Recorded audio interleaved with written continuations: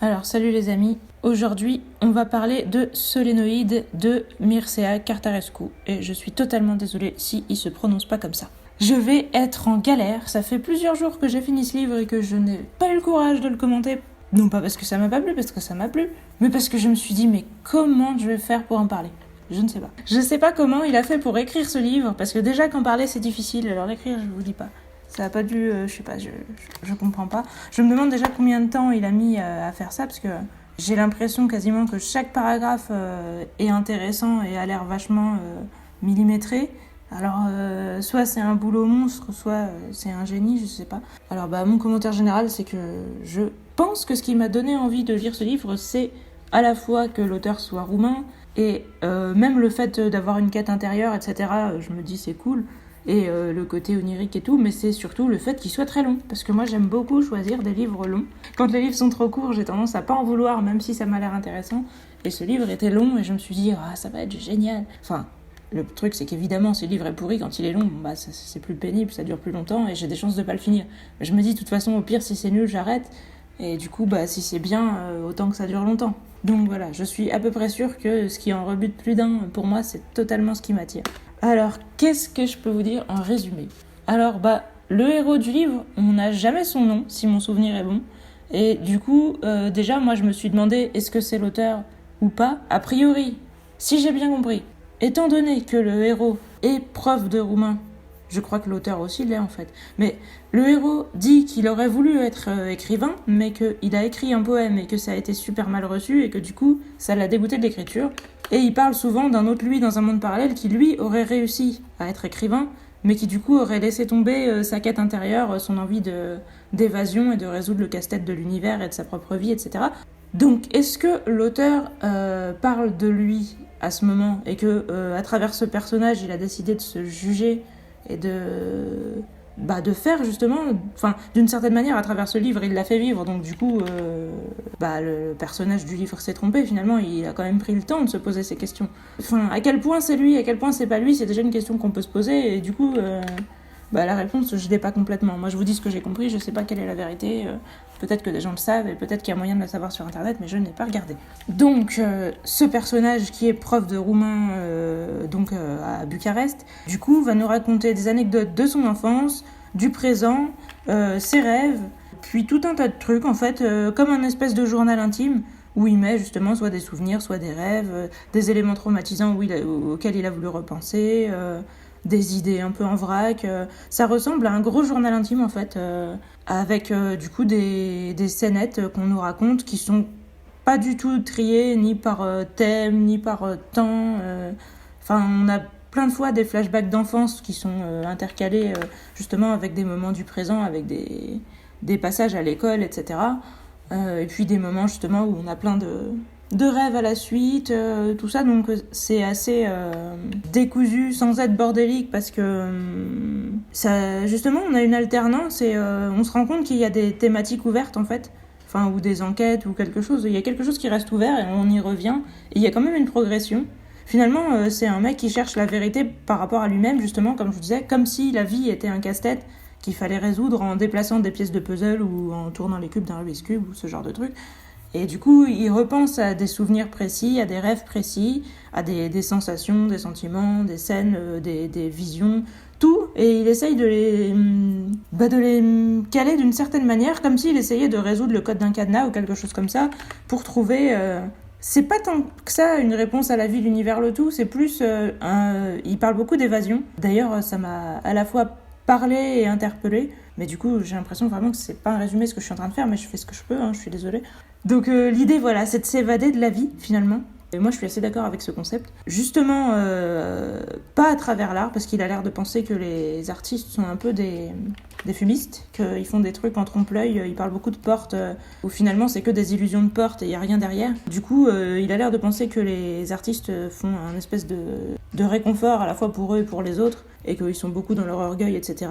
Bon, du coup, il dit quand même que je pense que il y a deux sortes d'art, parce que tu peux, à mon avis, aussi faire de l'art pour t'évader. Mais en tout cas, il condamne les artistes qui cherchent du réconfort, alors que pour lui, il faut chercher avant tout l'évasion.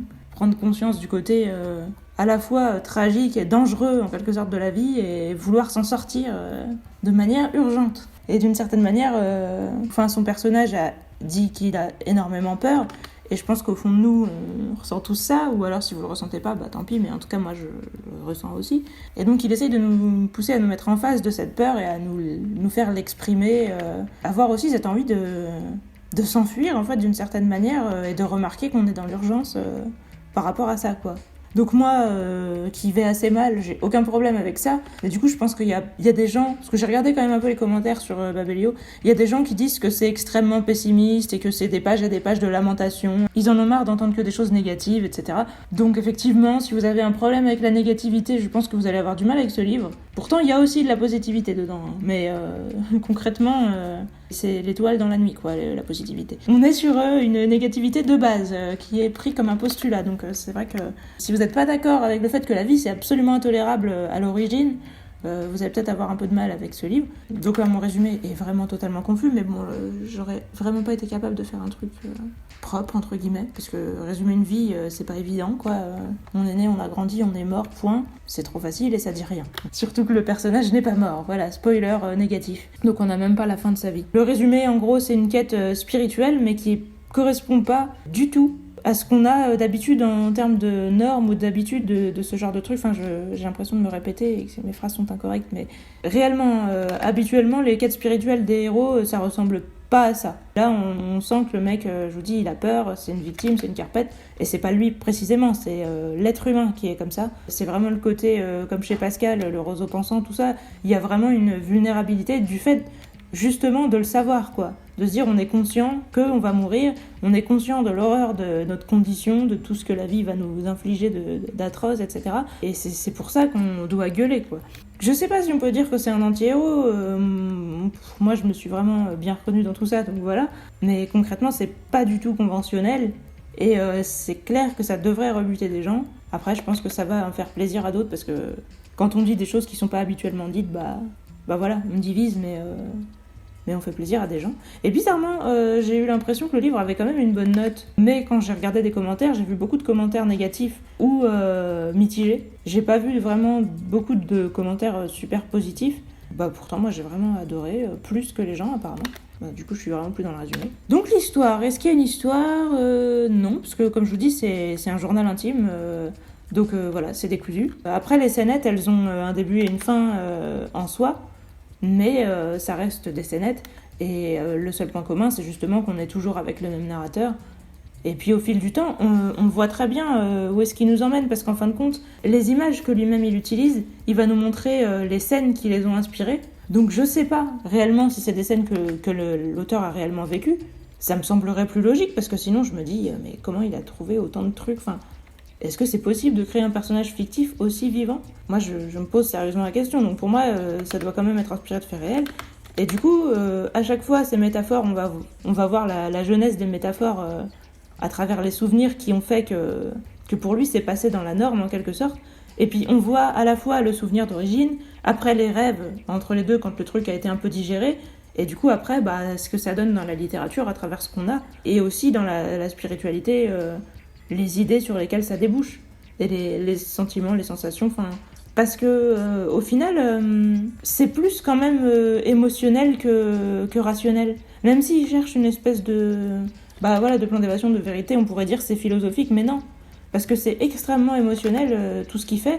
Et d'ailleurs le personnage a totalement conscience que ce qu'il fait c'est pour lui, c'est pas du tout pour nous. Et d'ailleurs, il dit que ces livres, pour lui, les livres que les auteurs n'ont pas eux-mêmes envie de brûler, ils méritent pas d'être écrits. Donc en gros, son personnage a écrit ça pour lui. Alors du coup, on peut vraiment se poser des questions par rapport à l'auteur. Pourquoi il a fait ça ? Qu'est-ce qui s'est passé ?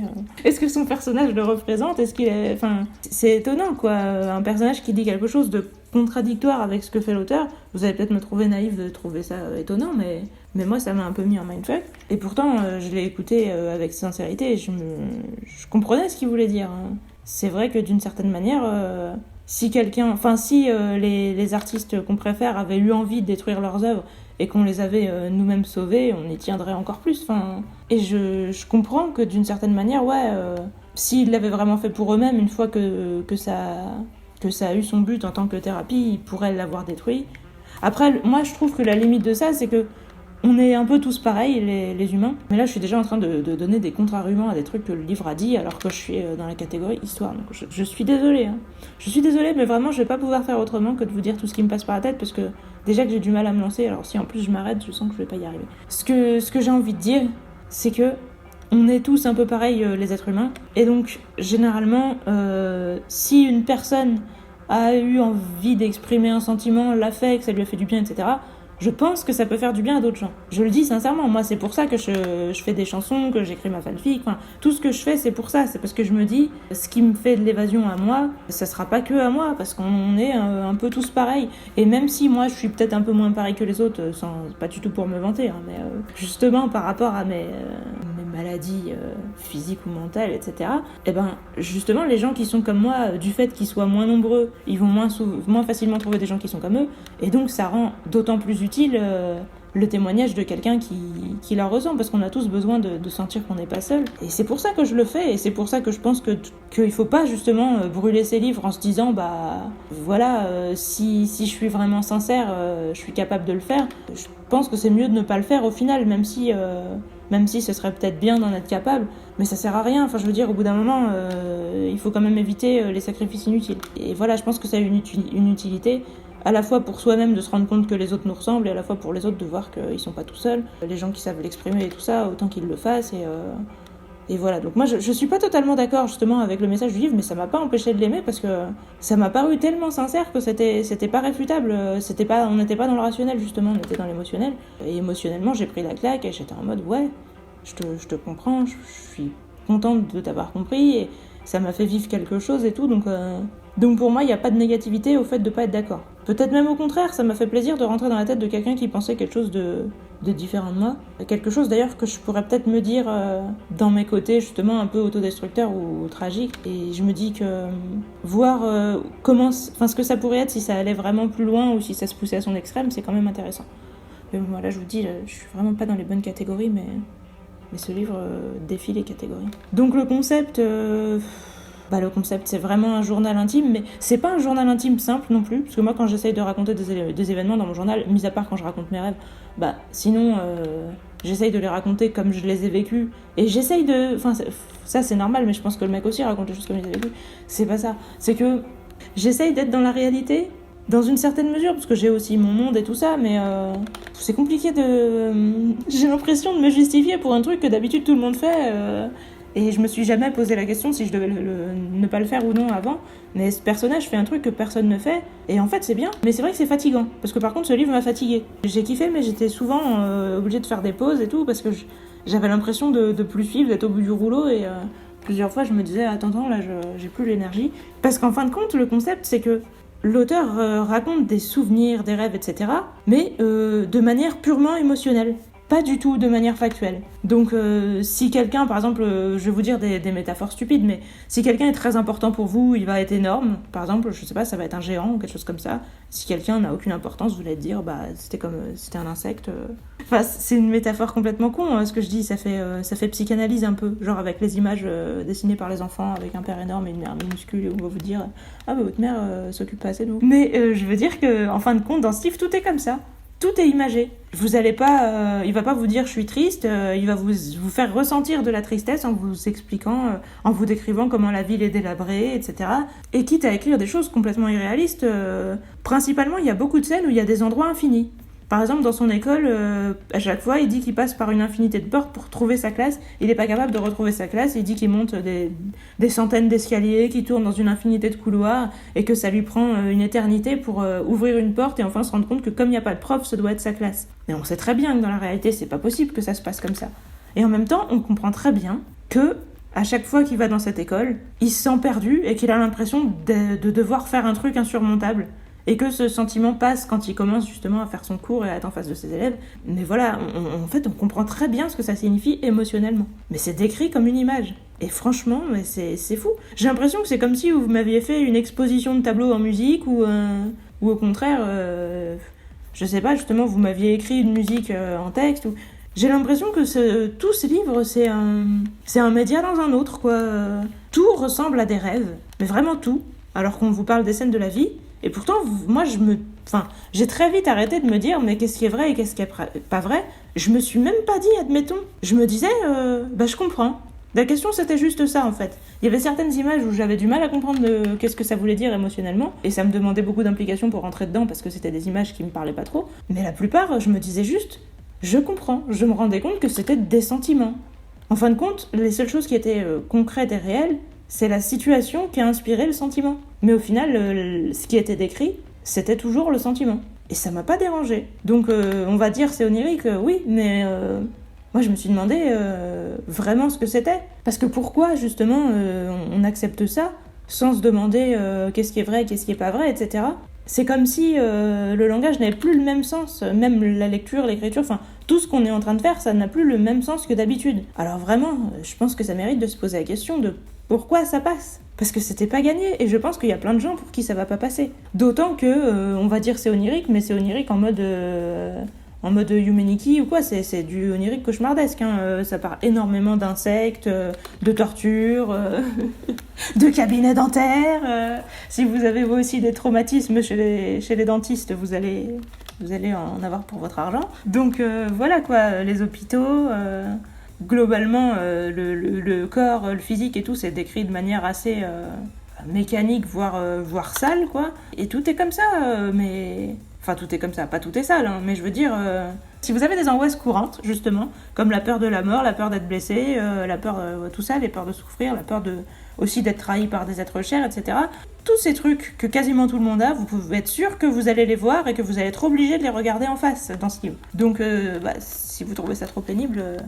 voilà, si vous êtes trop sensible, etc., c'est peut-être pas une bonne idée. Après, moi, je pense que ça peut toujours être bien et je vous encourage à y aller quand même, mais c'est vrai que si ça vous dégoûte vraiment et que vous passez un mauvais moment, si justement ce livre pour vous est équivalent à plusieurs heures chez le dentiste, et je peux vous dire que vous allez en passer des heures, parce que je crois qu'il y a 800 pages et quelques, moi ça m'a pris 5 jours à le lire, si vous deviez passer 5 jours chez le dentiste, je vous dirais non, ne le faites pas. À part si vous avez réellement un problème de dents, mais si vous pouvez vous en passer, ne le faites pas. Donc le concept, c'est quelque chose d'extrêmement difficile à décrire, c'est pour ça que je suis dessus depuis une demi-heure, sans vouloir me caricaturer. Mais c'est vraiment ça en fait, c'est de décrire en images une émotion. Pour moi, c'est ça le concept. Et du coup, déroulement de l'intrigue, c'est ce que je vous disais tout à l'heure, il y a vraiment ce côté, on prend la genèse d'où les idées sont venues. Donc au départ, ça vient toujours d'une scène de la vie. D'une certaine manière, c'est les scènes de l'enfance qui paraissent les plus réelles, les plus consistantes, et ça veut pas dire qu'elles sont pas oniriques. Il y a un moment, par exemple, je sais, où il perd sa mère et où il dit qu'il a tourné pendant une vie entière dans un bâtiment et qu'il a rencontré une petite fille et qu'ensemble ils ont vieilli et qu'ils étaient devenus tous les deux adultes et que leur mère devait être morte depuis longtemps et qu'ils se sont endormis sur un banc et que quand ils sont réveillés, le monde était en ruine et ça. En fait, tu comprends qu'il a eu l'impression que ça avait duré une éternité quand il a perdu sa mère et qu'il s'est imaginé justement une espèce d'éternité de solitude, de se demander mais qu'est-ce que je vais devenir sans elle, quel sens ça a de survivre sans elle et à quoi sert ma vie et tout ça. Si tu te sens tellement bizarre quand tu te retrouves tout seul alors que quand t'es enfant t'existes quasiment que comme un prolongement de tes parents. Donc au niveau émotionnel on comprend très bien ce que ça veut dire et d'ailleurs c'est pour ça que je trouve, oui c'est vachement concret quoi. Mais ouais, il faut pas se demander si c'est vraiment arrivé. En fait je trouve qu'on le comprend spontanément, ce qui est réellement arrivé, ce qui est pas réellement arrivé. Et c'est pour ça qu'au bout d'un moment, ça perd de l'importance. Par exemple, aussi l'idée de dire que quand il a commencé à sortir avec Irina, qui est une autre prof qui est dans la même école que lui, quand ils commencent à coucher ensemble chez lui, il dit qu'il a découvert un bouton derrière son lit qui le fait léviter. On comprend tous très bien ce que ça veut dire. On n'a pas besoin de se demander si c'est réel. Et assez rapidement, on va se dire oui, ok, on va prendre tout le livre comme ça. Mais c'est vrai que si vous n'êtes pas capable de prendre le livre comme ça, que vous avez besoin de savoir qu'est-ce qui est réel et qu'est-ce qui est pas réel, je vous dis au revoir, la porte elle est par là et tout, parce que ça sera pas fait pour vous du tout, quoi. Donc ça pour dire que déroulement de l'intrigue c'est seulement la résolution de l'énigme de la vie de l'auteur. Donc il va prendre les pièces du puzzle, il va les mettre dans un sens, dans l'autre, les emboîter l'une avec l'autre, voir que ça va pas, les emboîter avec une autre, etc. Et vous allez le voir faire ça sur 800 pages. Concrètement, c'est ça. Donc ça ressemble absolument pas à ce qu'on peut voir d'habitude. La fin, oui, j'y viendrai à la fin quand même, parce que, pour dire... pour une fois, je vais avoir des trucs à dire, même si j'ai bien aimé, parce que comme je vous dis, j'ai pas mal de choses avec lesquelles je suis pas d'accord, mais que j'ai énormément aimé quand je les ai lues. Du coup, les personnages, vraiment, le personnage principal, du coup, on va le suivre d'une manière plus intime que vous aurez suivi quelqu'un dans votre vie jusqu'à maintenant. Je veux dire, c'est vraiment comme si on accédait à son esprit, comme si on se baladait dans sa tête, de voir ses rêves, de voir ses pensées, de voir... Enfin, tout est mis en image, donc on a vraiment l'impression de voyager dans la tête de quelqu'un.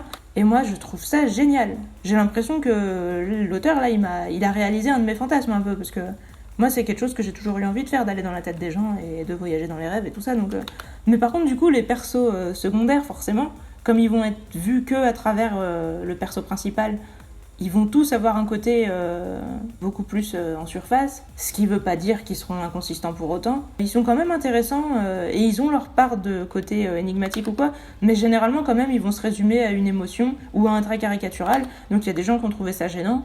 Moi, d'une certaine manière, j'ai trouvé ça génial. D'ailleurs, il y a des images qui m'ont vachement parlé. Mais justement, on arrive sur l'apparence. Je me souviens que dans l'école, il parle d'une prof où il dit qu'elle a une grosse chevalière avec laquelle elle frappe ses élèves quand ils donnent des mauvaises réponses et tout. Et il dit que quand, en fait, d'elle, on voit que sa chevalière, et que c'est comme si elle était toute petite et que la chevalière était énorme, et que quand elle enlève sa chevalière, du coup, on a l'impression que c'est comme si elle avait disparu et que... Enfin, en gros, elle a été amputée de sa partie principale, quoi. Et moi, je trouve ça génial, sincèrement. Alors, il y a des gens qui vont trouver ça caricatural ou quoi, mais d'une certaine manière, justement, l'esprit, comment on juge les gens, etc., de manière spontanée, hein, sans méchanceté, et sans se dire que nos jugements, on y croit ou qu'on leur accorde de la valeur. Juste la manière spontanée dont on perçoit les choses, c'est caricatural. Si on veut que les gens deviennent profonds, il faut s'accorder du temps et de la disponibilité mentale pour le faire.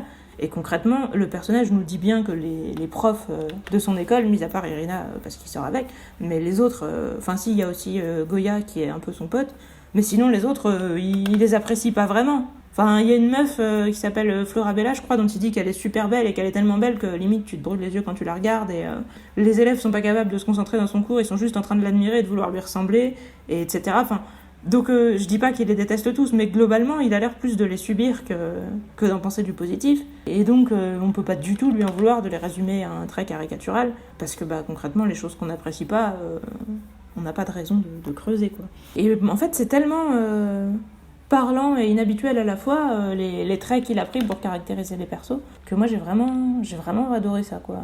Et d'ailleurs on a beaucoup de descriptions physiques de lui quand il était petit, et en grandissant, comment il a changé, etc. Donc j'ai vraiment aimé les descriptions, à la fois des personnages, mais surtout des lieux, etc. Même s'il y a des moments où on peut se dire que c'est sale ou bizarre ou quoi que ce soit, mais moi j'ai vraiment accroché. J'ai vraiment eu l'impression d'avoir des images dans la tête et tout. La personnalité, la personnalité du personnage principal, je vous dis, on va la connaître d'une manière tellement complexe que ce sera très difficile d'en parler, mais on va la connaître de ouf. C'est quelqu'un de profondément banal, qui a décidé de s'explorer d'une manière extrêmement courageuse, en fait. C'est un personnage, je vous dis, qui a des angoisses que tout le monde a, qui a une vie aussi hyper banale, etc.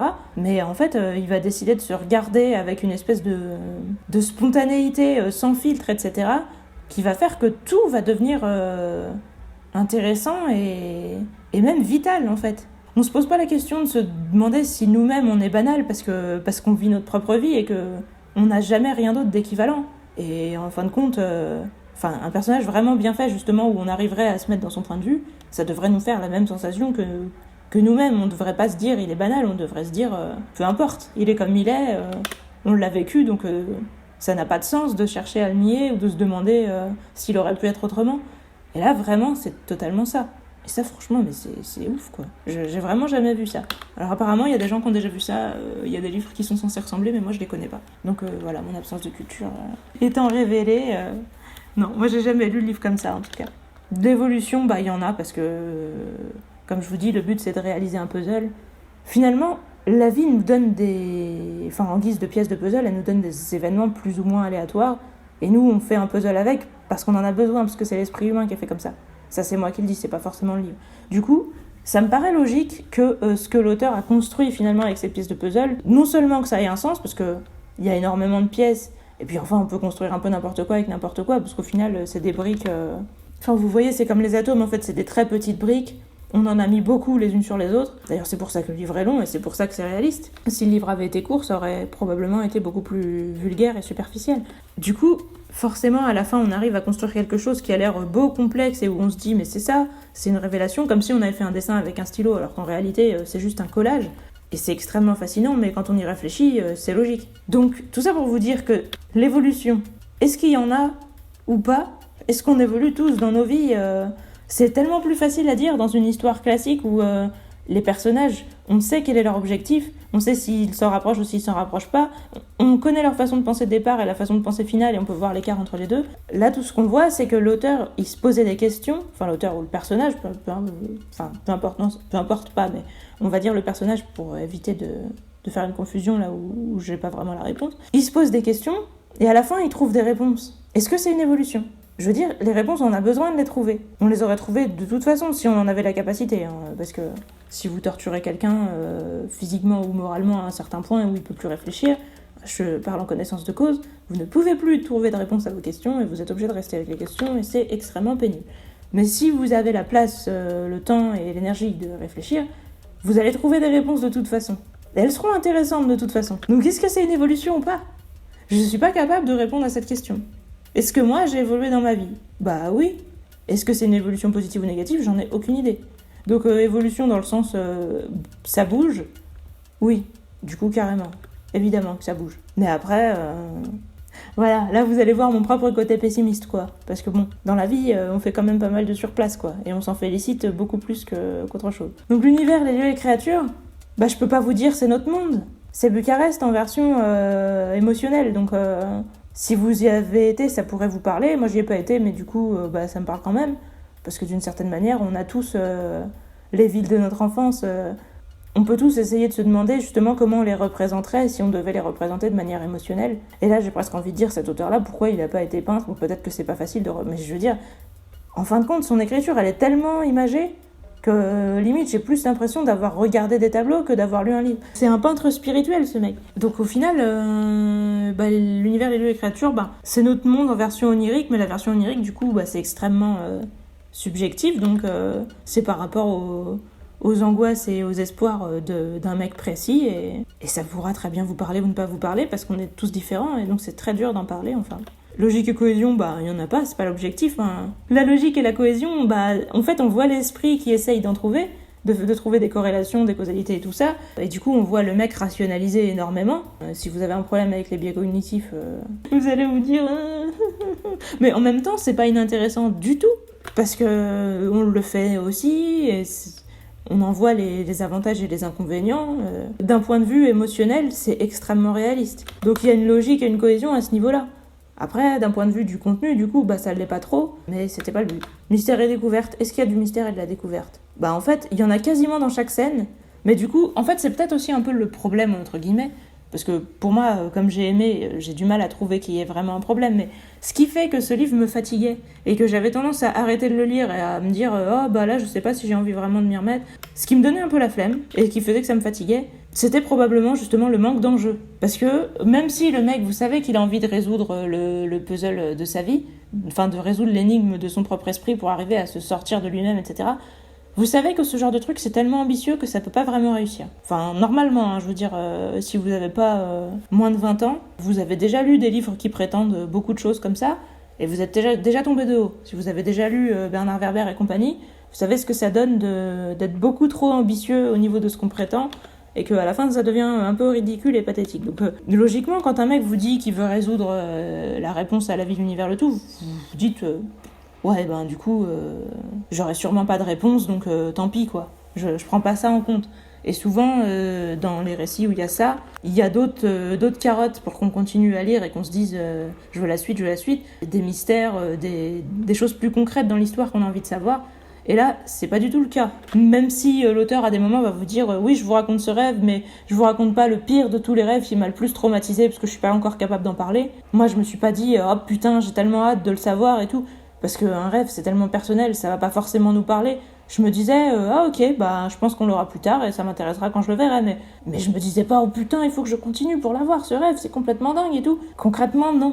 Donc en fin de compte, je pense que j'y reviendrai, ça c'est plus une question de suspense que de mystère et découverte. Mais ce que je veux dire, c'est que pendant les scènes, quand vous êtes dans des bâtiments complètement oniriques où on vous dit que c'est sans fin, qu'il y a des espèces de codes secrets avec des couleurs et des choses qui lévitent dans le ciel, etc., et vous vous dites qu'est-ce qui se passe, est-ce que c'est les extraterrestres, est-ce que c'est dans la tête du mec, est-ce qu'il va tomber évanoui, est-ce qu'il va avoir une réponse.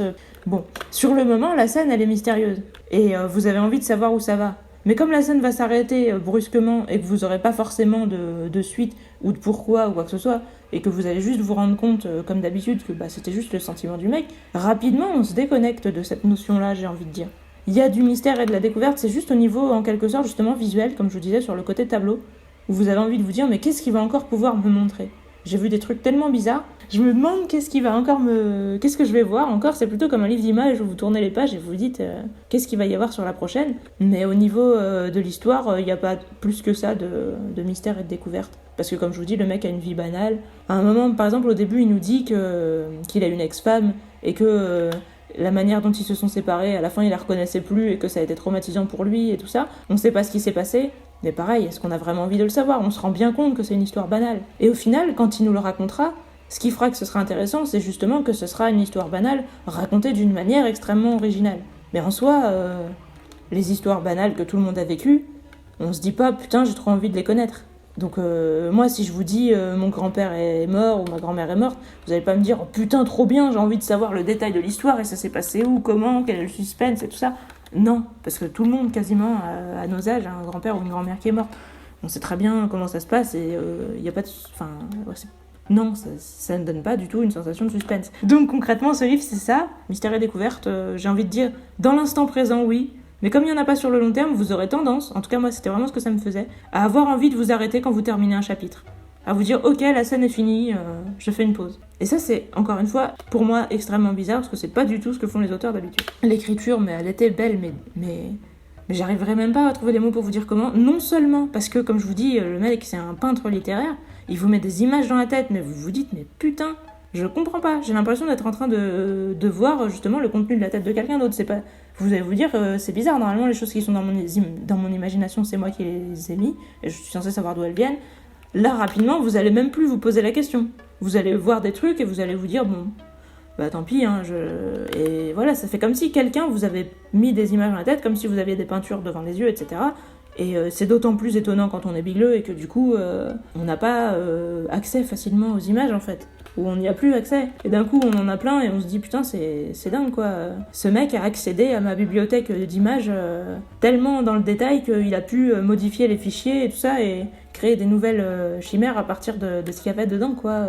Alors qu'en général, moi, déjà, j'ai énormément de mal à visualiser les choses. Par rapport aux persos, souvent, je les visualise comme des persos d'animé que j'ai vus à l'époque où je voyais mieux, ou ce genre de truc. Et là, pas spécifiquement pour les persos, parce que j'ai pas vraiment eu d'image dans la tête pour les persos, mais pour des scènes précises, j'avais vraiment l'impression que c'était comme si j'avais rêvé le truc. Donc déjà, il y a ce côté-là. Et en même temps, il y a le côté où le mec est quand même capable de dire énormément de choses Enfin, justement, émotionnellement. Il est capable de faire passer des émotions, mais je trouve extrêmement complexes, variées, etc. Avec ces images, en assez peu de mots. Et même les mots sont bien choisis et tout. Donc là, je dis aussi chapeau à la traductrice qui a fait ce boulot. Franchement, ça devait être un truc de fou, parce que les images, c'est peut-être plus facile à traduire que le langage purement, justement, analytique, rationnel, abstrait. Mais là, il y a un peu de tout, en fait. Et cette espèce de façon de jongler avec les choses. Et il y a même des passages vraiment poétiques, avec des assonances, etc. Il y avait vraiment un truc, même à ce niveau-là, où il y a des mots où vous disiez, ça va ensemble et tout. Et vous dites, mais putain, mais ça a été traduit, donc comment c'est possible que la traductrice ait réussi à retrouver des mots qui reformaient ça ? Est-ce que c'est arrivé par hasard, ou est-ce qu'elle a réussi à trouver vraiment le mot qui respectait à la fois le sens et l'assonance ? Enfin, traduire des poèmes, c'est un boulot de malade. Et là, 800 pages de poèmes. Enfin, ce livre, c'est concrètement, ça ressemble beaucoup plus à une énorme poésie. Enfin, plutôt, pas vraiment une énorme poésie, parce que comme je vous dis, c'est plutôt des scénettes. Même si, au final, elles sont toutes reliées. Mais ça ressemble plutôt à un énorme recueil de gros poèmes. D'ailleurs, le personnage, comme je vous disais, il a écrit un gros poème de... Je sais plus s'il a dit 40 pages ou quoi, mais genre, il a passé plus d'1 heure à lire son poème au jury, et tout le monde était en mode, putain, quand est-ce que ça va s'arrêter ? Parce que... Le mec d'avant, il avait lu des petits poèmes courts, classiques, etc. Mais du coup, ce livre, c'est ça, c'est un espèce de tas de poèmes interminables et complètement what the fuck. Et même si c'est en prose, vous allez retrouver toutes les caractéristiques des poèmes, et sur la forme du texte, sur le son des mots, etc. Moi, je me dis, mais c'est vraiment dingue, quoi. Je comprends pas comment il a pu pondre 800 pages comme ça. Si c'était le taf de toute sa vie, je me dirais ok, t'as mis ta vie dans une bouteille, c'est courageux et tout. Mais d'après ce que j'ai lu, le mec a écrit d'autres livres et tout. Mais comment il fait Est-ce qu'il fait que ça dans sa vie, nuit et jour Est-ce qu'il est humain je ne sais pas. Pour moi, c'est vraiment une écriture de malade. J'ai jamais vu ça. Et c'est complètement fou. Donc poésie et contemplation, il n'y a que ça. Hein, vraiment, vous allez nager dans la poésie, vous allez vous noyer dans la poésie. Vous allez chier de la poésie, parce que je vous dis, des fois, c'est vachement crado et vachement vulgaire aussi, donc vous allez vous noyer dedans, et du coup, vous allez gerber de la poésie, vous allez pisser de la poésie, c'est fini, vous saurez plus quoi en foutre, et à un moment, vous serez obligé de faire une pause, parce que vous serez saturé. En tout cas, moi, c'est totalement ce que ça me faisait, donc dites-le moi, n'hésitez pas à me tenir au courant si ça vous le fait ou si ça vous le fait pas. Mais moi, il y a des moments, j'en pouvais plus, et pourtant, je me disais que c'était génial, hein, et que je passais des bons moments, mais ça me fatiguait, parce que ça me saturait, quoi. Mais du coup, suspense et action, voilà, je vous dis, il n'y en a pas. Concrètement, et les pseudo-scènes d'action où il y a des gros dramas, etc., c'est vraiment, encore une fois, que leur portée émotionnelle qui est importante. La scène d'action, c'est pas qu'elle sera pas bien décrite, mais elle sera toujours décrite comme quelque chose de poétique plutôt que comme quelque chose avec du suspense, où on se dit, oh mon Dieu, qu'est-ce qui va se passer, etc. Vite, je veux la suite et tout. On est vraiment plus à chaque fois dans la contemplation de l'image. C'est comme si je vous dis, il y a un mec qui va arriver avec un flingue qui va vous le braquer sur la tête et qui va vous tirer une balle dans la tête. Mais là, je vais pas vous dire attention, il arrive, il se rapproche et vous avez entendu un bruit et vous faites 3 pas, mais là le coup de feu retentit, machin. Là, je vais vous dire le bout du flingue était rond comme un œil qui vous regardait et vous avez eu le temps de voir son regard sombre et vous demander ce qu'il pensait de vous et de sentir qu'il vous jugeait, etc. Donc là, vous n'êtes pas dans l'action, vous êtes vraiment en train de visualiser justement une espèce de tableau. Et là, c'est vraiment que ça. Donc est-ce qu'on peut vous dire qu'il y a de l'action ? Moi, je vous dirais non. Ou du suspense, non. Il n'y en a pas. Mais sans que ce soit un défaut pour moi. C'est juste pas la même sorte de littérature. Le dialogue, il y en a. Ils sont étrangement réalistes par rapport au reste du récit. Moi, je me demandais, vu comment le perso racontait des histoires complètement perchées, je me demandais s'il allait passer pour fou pour le reste du monde. Mais tous les dialogues qu'il a avec le reste du monde sont totalement banals. Donc là, vous vous rendez compte justement que le mec n'est pas fou. Il décrit ces choses-là parce que c'est comme ça qu'il les a ressenties et c'est sa manière de sauvegarder son émotion et de poser le morceau du puzzle pour savoir après qu'est-ce qu'il va en faire. Mais quand il parle aux gens, il a totalement conscience de ce qui est vrai, de ce qui est pas vrai, de ce qui est normal et de ce qui est pas normal. Parce que sinon le mec ne serait pas capable de tenir des conversations normales avec les gens. Et du coup, il y a des gens qui vont lui dire oui, bien sûr, t'as un solénoïde sous ta maison, moi aussi j'en ai un, etc. Il y a des gens où vous allez vous demander si cette conversation a réellement eu lieu ou pas. Et on peut supposer que non. En tout cas, moi, c'est ce que j'ai supposé. Parce que vous vous dites, c'est pas possible qu'il y ait des gens qui soient exactement dans le même délire que lui. Donc concrètement, c'est juste qu'il a senti une espèce de communion mentale avec ces gens. Et il l'a mise en mots pour nous la faire ressentir. Mais il y a d'autres gens avec qui il va avoir des conversations complètement banales sur la météo, le truc comme ça. Je sais pas comment vous citer des exemples, mais voilà. Et là, vous allez vous dire, oui, cette conversation a réellement eu lieu. Et d'ailleurs, généralement, ces conversations-là, elles sont pas le centre du propos. Elles sont là en tant qu'illustration pour montrer la personne, qu'est-ce qui s'est passé avec cette personne. Ouais, c'est plus un élément du décor, mais c'est jamais le centre du propos, les conversations normales. Et tant mieux, parce que c'est pas super intéressant, les conversations normales. Mais voilà, donc les dialogues, ils sont bien faits, et ils sont justement étonnamment crédibles et réalistes, mis à part, comme je vous dis, les dialogues avec certains personnages qui paraissent partager le délire du personnage, mais il y en a pas beaucoup. Il y a un personnage comme ça qui va lui parler aussi des solénoïdes et qui va le faire voyager en le transformant en acarien, etc. On se doute que tout ça n'est pas réellement arrivé, donc c'est pas vraiment un problème. Et la plupart des gens, il va avoir des conversations totalement normales avec, et même des conversations, je vous dis, qui vont être assez parlantes. Vous allez arriver à vous représenter bien la personne, parce que même si physiquement vous allez vous dire elle a un trait cliché, etc., son dialogue, même si parfois il y a des dialogues qui sont clichés aussi, c'est pas le problème, mais vous allez, encore une fois, bien vous la représenter, vous allez avoir l'impression que ça, c'était réel, quoi. Ça va faire partie des éléments concrets auxquels vous allez pouvoir vous raccrocher pour savoir ce qui est réel et ce qui l'est pas. Donc les dialogues, c'était un élément important, une espèce de barre auquel on peut se tenir, comme dans le métro, ou ce genre de truc. Moi aussi, je vais partir dans les images un peu bizarres pour vous parler de ce que j'ai ressenti à propos de ce livre, parce que je vois pas comment faire autrement, du coup. Et du coup, originalité et côté marquant, ouais, il y en a. Je pense à Irina, elle est vachement rêveuse. Du coup, c'est bien parce qu'elle s'en sert bien dans l'univers du perso qui voit le monde de manière très onirique. Mais elle est rêveuse d'une manière différente de lui. Et lui, il apprend comme elle est. Et d'ailleurs, on se rend compte que souvent, ils parlent pas beaucoup. Ils sont ensemble, que ce soit pour coucher ensemble ou juste de passer des moments ensemble où ils regardent tous les deux par la fenêtre, etc. Ils sont contents d'être ensemble, ils ont l'impression de partager quelque chose, etc. Mais en fait, ils se parlent pas tant que ça. Et quand elle parle, lui, il a l'air plus content de l'écouter. Et il a l'air de se dire qu'il l'aime bien, mais il a pas l'air de se dire ouais, c'est clair, on est en fusion mentale, etc. À part justement à la fin, mais je vous spoile pas la fin, où là, ils ont vraiment l'air... ils ont échangé sur un sujet précis et ils ont vu qu'ils étaient d'accord et qu'ils se comprenaient. Et c'était une question qu'elle avait posée très longtemps avant et auquel le personnage avait répondu, mais sans que la question soit vraiment réglée ou sans que les personnages aient vraiment compris eux-mêmes pourquoi ils donnaient cette réponse. Et au final, la réponse du livre sera en partie la réponse à cette question. Tout ça pour dire que du coup, oui, les personnages ont carrément leur originalité et leur côté marquant, même si je suis pas capable de vous en citer plein. Donc c'était aussi bien fait à ce niveau-là.